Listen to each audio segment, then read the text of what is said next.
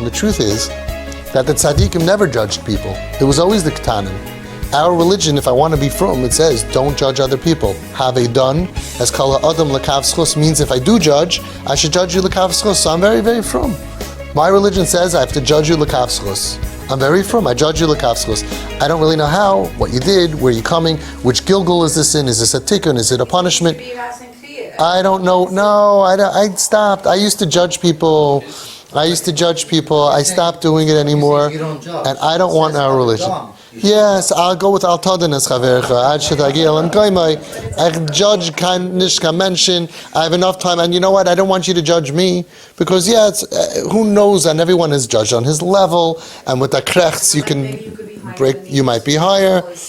Bottom line is that why do I have to be the accountant in God's books in Gan Eden? Right now I have to make kakash cake for cheesecake for Shavuos.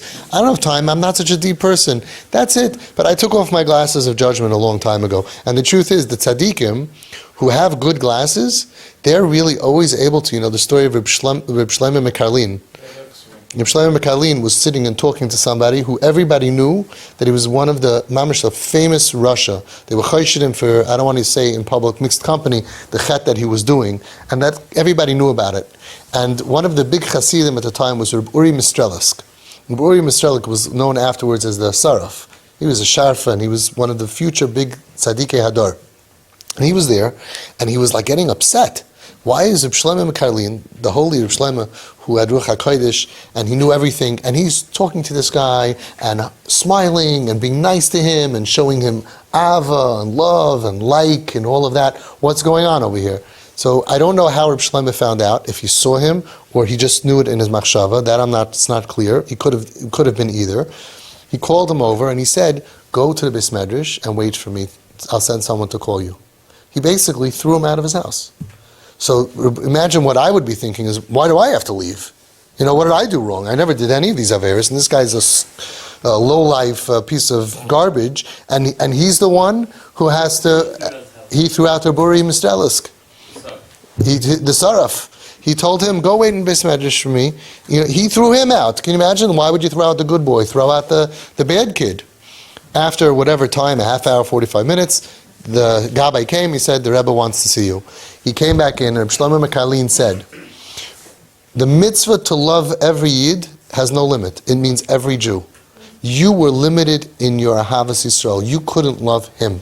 I did that for you to show you that Ahavas Yisrael is unlimited. You need to work on yourself, not to let anybody or anything get in the way of limiting your Ahavas Yisrael. So very simple people, we have a meter of, we can love, 3% of Klal Yisrael.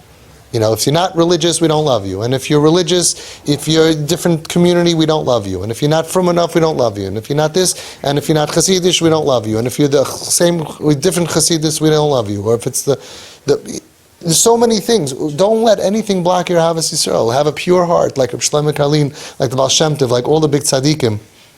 And then you realize that it's on me. Have done is kol ha'adam l'kav zchus. The Sfas Emes says it should say have done kol adam l'kav zchus. Judge everybody favorably. Why does it say have done as kol ha'adam, the ganze mensch? He says if you're going to judge a person, you should never judge. But if you're going to judge a person, you have to judge as kol ha'adam, the ganze mensch. Everything he was born with, everything that he went through, you'll see by the time you're done it'll be l'kav zchus. We don't know histories of Gilgulim, and we don't know what happened to our children, and we don't know what they're dealing with, or what the guy across the street and your neighbor is dealing with, and right away we always come up with a way to interpret it in the most negative way possible. That's on us. The tzaddikim didn't do that. Right? Look what I'm doing. I sit to help people for free, and there are people who judge me negatively. Like, why? Why would you judge me? Like I told the guy, I said, I say certain things, and you see this guy on this side is perfectly comfortable with it, and this guy thinks it's horrible. Is it really what I say? Is it really what I say? What I say is these people are going to interpret this way, and these people are going to interpret it. Is it really because I'm saying something? It depends on the people. There are bitter people, there are angry people, there are people who always look to find a way to make this guy bad. It can't be that he's doing it for free. Has to be making money on it. Okay, but I'm not. Well, then he's doing it. So it's for his covet. It's like, why are you so busy with what somebody else is thinking to interpret how it's bad? Who does that? Tzaddikim don't do that. Tzaddikim are looking to make every person good and love each person. So that's what you tell your kid if you have to. You say, listen, first of all, I don't like discussing religion. I don't want it to come between us. Everybody is on their own journey. Every soul is on their own journey.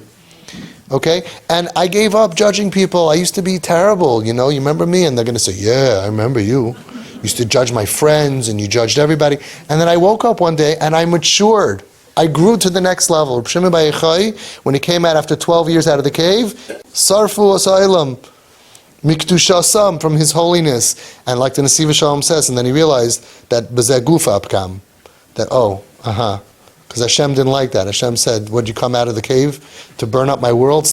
Stop burning up the world. Stop being a source of negativity, even from holiness. So he went back into the cave for the year until he learned how to play. If we could talk like this about Reb Bar Yochai, until he learned how to play nicely. You got to play nicely in the sandbox. You're so holy that you're burning people. That's not what the world is all about. In this world, you have to learn how to play nicely with other people. And you see people sometimes. I've spent the last 15 years spending most of my time with the off the derech, the sinners. Right?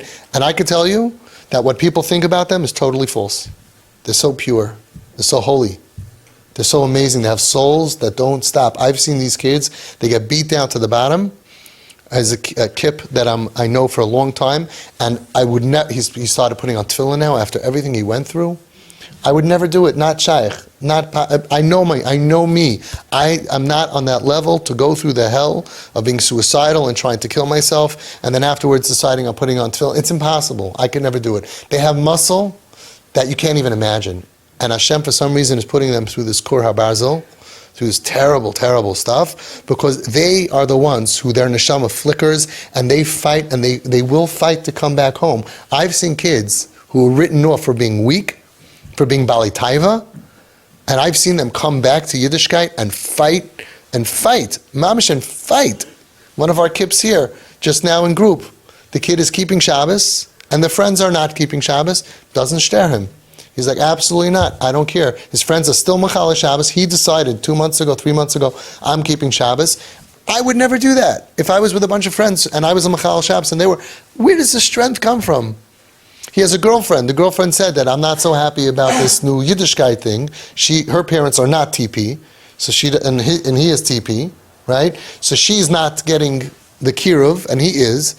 And he's told his parents, maybe I'll break up with her.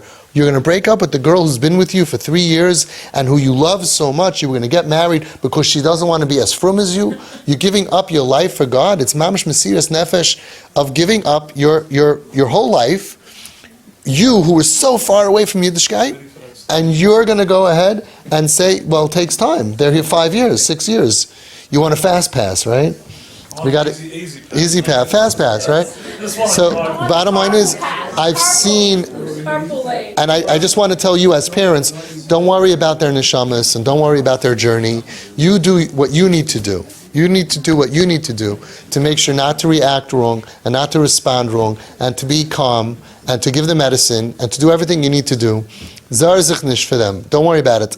I really believe this, that one day, Lachar Meve Esrim, I'm going to be holding onto their coattails. They're much more chashuv than we are. They're fighters, and as soon as they get a chance to fight, they will fight for what's right, for happiness, for health, and for Yiddishkeit. I believe that 100%. You could do a lie detector test on me. I really believe it because I've seen it.